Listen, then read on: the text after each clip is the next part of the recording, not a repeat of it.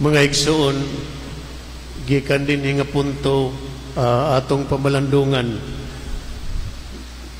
ang pipila ka mensahe nga gipaabot kanato karon adlaw.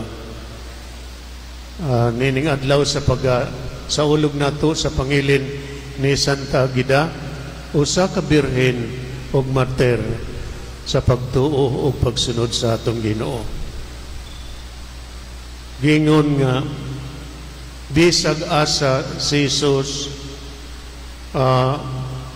tungod kay nakailas sila kaayo kang Hesus, so adto sila, sundo nila ang atong Ginoo, nga nag-ingon sila nga bisan lamang amo kini ang ilang mga pangaliupo ug pagampo, nga bisan lamang nga makahikap ang mga masakiton sa sidsid sa bisti sa Ginoo, mga ayo sila. Sumakini ang kalawom sa pagsalig o pagtuo diya sa atong Ginoo. Kining mga kaigsuon nga mga katawhan nga adunay kanang concern ngadto sa mga masakiton nila nga mga igsuon, nga na ingon nga nakaila sila diha sa atong Ginoo, bisan asa mo atong Ginoo, nakaila sila. So anaa ang lawom nga relasyon diha sa katawhan ngadto sa atong Ginoo, kay bisan asa ng atong Ginoo, nakaila sila. So very deep relationship. So mga ila dadon ang mga masakiton ngadto sa atong Ginoo, nga adunay ilang pagmahal, concern, nga maayo ang ilang mga balatian, ilang mga balatian. O ang ikatulo, mao nga sama si Santa Agida sa iyang pagkaulay, sa iyang pagkabirhen, nahimong martir sa pagtuo o pagasunod sa atong Ginoo. Sumaunta ka na ang matang usab diya sa atong pagsunod sa atong Ginoo. Mga mahinomdom ako sa akong kagalingon sa pagsulod ko sa seminaryo.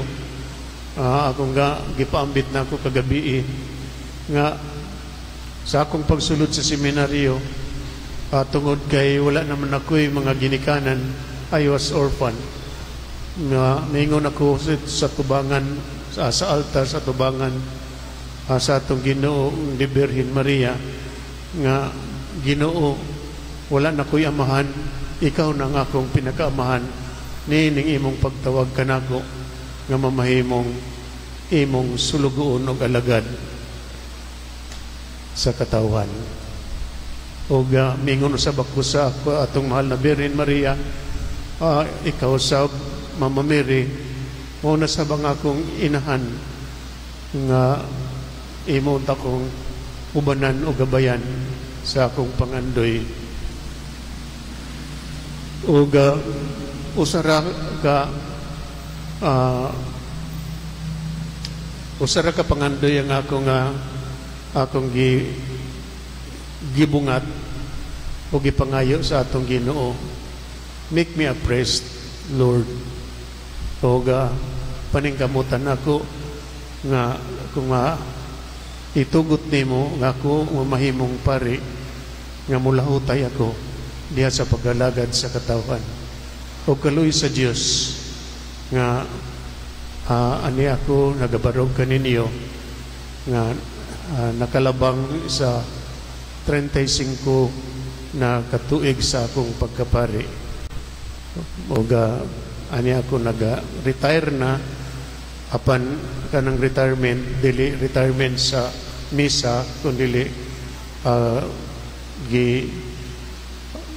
libre na ako sa atong mahal na obispo diya sa dumala sa usa ka parokya.